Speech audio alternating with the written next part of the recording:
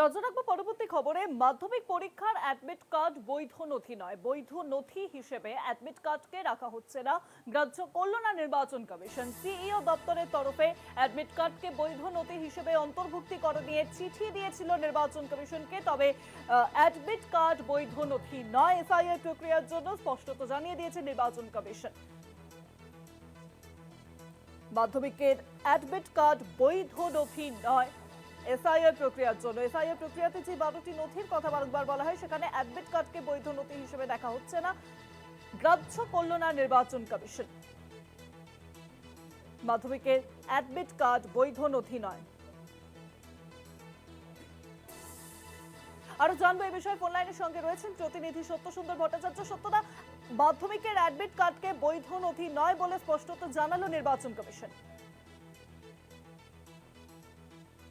দপ্তরের তরফে একটি চিঠি পাঠানো হয়েছিল জাতীয় নির্বাচন কমিশন এবং সেই কমিশনে তারা আবেদন জানিয়েছিলেন যে রাজ্যের যে সমস্ত পরীক্ষার্থীরা রয়েছেন বা বেশ কিছু নাগরিক রয়েছেন যাদের মাধ্যমিকের অ্যাডমিট কার্ড রয়েছে, সেই অ্যাডমিট কার্ডকে যাতে নির্বাচন কমিশনের বৈধ নথি হিসাবে গ্রাহ্য করা হয় বা সেটাকে অন্তর্ভুক্ত করা হয়।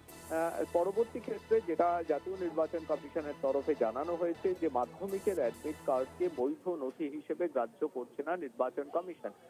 তার কারণ মাধ্যমিকের যে সার্টিফিকেট রয়েছে, যে শংসাপত্র রয়েছে, সেই শংসাপত্র বৈধ নথি হিসেবে অন্তর্ভুক্ত রয়েছে, কিন্তু মাধ্যমিকের অ্যাডমিট কার্ডকে বৈধ নথি হিসেবে গ্রাহ্য করছে না জাতীয় নির্বাচন কমিশন এবং এই মর্মে নির্দেশ বা এই মর্মে নির্দিষ্টভাবে বিজ্ঞপ্তি দিয়ে জানানো হয়েছে কমিশনের তরফে।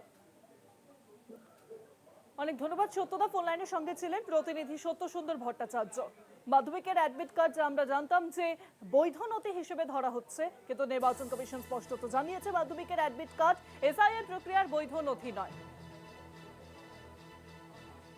মাধ্যমিকের অ্যাডমিট কার্ডকে বৈধ নথি নয় হিসেবেই কিন্তু দেখছে নির্বাচন কমিশন। গ্রাহ্য করল না তা নির্বাচন কমিশন। রাজ্যের সিইও তরফে তা পাঠানো হয়েছিল এবং মাধ্যমিকের অ্যাডমিট কার্ড বৈধ নথি নয় স্পষ্টত জানিয়েছে নির্বাচন কমিশন। অর্থাৎ অ্যাডমিট কার্ড নাগরিকত্বের জন্য কোনোভাবেই কিন্তু প্রামাণ্য নথি নয়, স্পষ্টত বলে দিয়েছে নির্বাচন কমিশন।